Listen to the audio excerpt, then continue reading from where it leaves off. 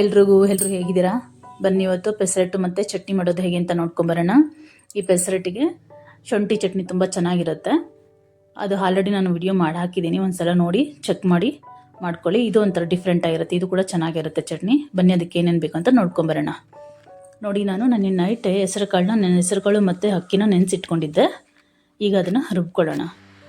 ಈಗ ರುಬ್ಬೋದಕ್ಕೂ ಮುಂಚೆ ನೋಡಿ, ಶುಂಠಿ, ಮೆಣಸು, ಹಾಗೆ ಒಂದು ಅರ್ಧ ಸ್ಪೂನು ಸೋಂಪು ಕಾಳು ತೊಗೊಂಡಿದ್ದೀನಿ. ಹಾಗೆ 2 ಹಸಿಮೆಣಸಿನ್ಕಾಯಿ, ಒಂದು 10 ಕಾಳು ಮೆಣಸು ತೊಗೊಂಡಿದ್ದೀನಿ ನಾನು. ಬನ್ನಿ ಈಗ ಹೆಸರು ಕಾಳು ಮತ್ತು ಅಕ್ಕಿ ರುಬ್ಕೊಂಬರೋಣ.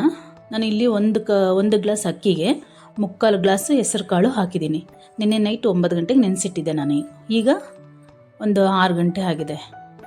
ಈಗ ಬನ್ನಿ ಈಗ ನೀಟಾಗಿ ನುಣ್ಣಕ್ಕೆ ರುಬ್ಕೊಂಬರೋಣ.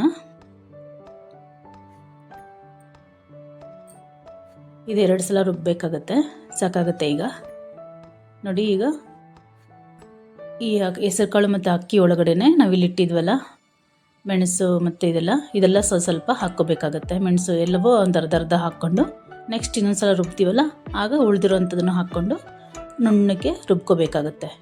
ಇದು ತುಂಬ ನುಣ್ಣಕ್ಕೆ ರುಬ್ಬಬೇಕಾಗುತ್ತೆ. ತರ್ತರಿಯಾಗಿ ರುಬ್ಬಿದ್ರೆ ಅದು ದೋಸೆ ಚೆನ್ನಾಗಿ ಬರಲ್ಲ. ತುಂಬ ನೈಸಾಗಿ ರುಬ್ಕೋಬೇಕಾಗುತ್ತೆ. ನೋಡಿ, ನಾನು 2 ರುಬ್ಕೊಂಬಂದಿದ್ದೀನಿ.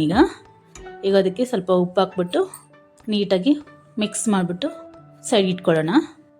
ನಾವು ಚಟ್ನಿ ಮಾಡೋವರೆಗೂ ಇದು ಸೈಡಲ್ಲಿ ಹಾಗೆ ಇರಲಿ. ಸ್ವಲ್ಪ ಹೊತ್ತು ಅದು ಚೆನ್ನಾಗಿ ಊರುತ್ತೆ, ಚೆನ್ನಾಗಿ ಉಪ್ಪು ಹಾಕಿದ್ದೀವಲ್ಲ ಹಾಗಾಗಿ ಚೆನ್ನಾಗಿ ಹೊಂದ್ಕೊಳ್ಳುತ್ತೆ. ಬನ್ನಿ ಈಗ ಚಟ್ನಿಗೆ ಏನೇನು ಬೇಕು ಅಂತ ನೋಡ್ಕೊಂಬರೋಣ. ನೋಡಿ, ಚಟ್ನಿಗೆ ನಾನು ಖಾರಕ್ಕೆ ಇಲ್ಲಿ ಹಸಿಮೆಣ್ಸಿನ್ಕಾಯಿ ಬದಲಾಗಿ ಹಣ್ಣುಮೆಣ್ಸಿನ್ಕಾಯಿ ತೊಗೊಂಡಿದ್ದೀನಿ. ಕಲರ್ಗೋಸ್ಕರ ಚೆನ್ನಾಗಿರುತ್ತೆ ಅಂತ, ಕೆಂಪಗಿರುತ್ತೆ, ಕಲರ್ ಚೆನ್ನಾಗಿರುತ್ತೆ ಅಂತ. ಹಾಗೆ ಸಾಸಿವೆ, ಜೀರಿಗೆ, ಸೋಂಪು ಮಿಕ್ಸ್ ಮಾಡಿ ಇಟ್ಕೊಂಡಿರೋದು. ನೋಡಿ, ಇಲ್ಲೆಲ್ಲ ಸೇರಿ 3 ಮಿಕ್ಸ್ ಮಾಡಿ ಇಟ್ಕೊಂಡಿದ್ದೀನಿ. ಇದು ಒಗ್ಗರಣೆಗೆ ಅಂತ. ಸಾಸಿವೆ, ಜೀರಿಗೆ, ಸೋಂಪು, ಹಾಗೆ ಕಡಲೆಬೇಳೆ, ಉದ್ದಿನಬೇಳೆ ಒಂದು ಅರ್ಧ ಸ್ಪೂನ್, 2 ಸೇರಿ. ಇಲ್ಲಿ ನೋಡಿ ಸೊಪ್ಪುಗಳು ಇಟ್ಕೊಂಡಿದ್ದೀನಿ. ಕರಿಬೇವಿನ ಸೊಪ್ಪು, ಪುದೀನ ಸೊಪ್ಪು, ಹಾಗೆ ಕೊತ್ತಂಬರಿ ಸೊಪ್ಪು, ಹಾಗೆ ಒಂದು 3 ಪಾಯಿ ಬೆಳ್ಳುಳ್ಳಿ, ಒಂದು ಸ್ವಲ್ಪ ಶುಂಠಿ. ನೋಡಿ, ಇಷ್ಟು ಶುಂಠಿ ತೊಗೊಂಡಿದ್ದೀನಿ. ಹಾಗೆ ಒಂದು ಸ್ವಲ್ಪ ಹುಣಸೆಹಣ್ಣು. ನೋಡಿ, ಇಷ್ಟೇ ಹುಣಸೆಹಣ್ಣು, ತುಂಬ ಬೇಡ. ಬನ್ನಿ ಈಗ ಇದಕ್ಕೆ ಇನ್ನೂ ಒಂದು ಸ್ವಲ್ಪ ಆ್ಯಡ್ ಮಾಡಬೇಕಾಗತ್ತೆ. ನೋಡಿ, ಸಣ್ಣದಾಗಿ ಹಚ್ಚಿರೋಂಥ ಮೀಡಿಯಮ್ ಸೈಜು 2 ಈರುಳ್ಳಿ ತೊಗೊಂಡಿದ್ದೀನಿ. ಹಾಗೆ 1-2 medium size tomato, farm tomato, ನಾಟಿ ಟೊಮೊಟೊ ಅಲ್ಲ, ಪಾರಮ್ ಟೊಮೊಟೊ 2, ಅದನ್ನು ಹಚ್ಚಿಟ್ಕೊಂಡಿದ್ದೀನಿ. ಹಾಗೆ ಸಣ್ಣದೊಂದು ಕ್ಯಾರೆಟ್ನ ತುದ್ದಿಟ್ಕೊಂಡಿದ್ದೀನಿ. ಹಾಗೆ ನೋಡಿ, ಒಣಕೊಬ್ಬರಿ ಒಂದು ಅರ್ಧ ಹೋಳು ಅಂತ ಇಟ್ಕೊಳ್ಳಿ, ಅರ್ಧ ಹೋಳು ಒಣಕೊಬ್ಬರಿ. ಇಲ್ಲಿ ಒಂದು ಸ್ಪೂನ್ ಆಗೋಷ್ಟು ಕಡಲೆಪಪ್ಪು ಹಾಕ್ಕೋಬೋದು ಬೇಕು ಅಂದರೆ.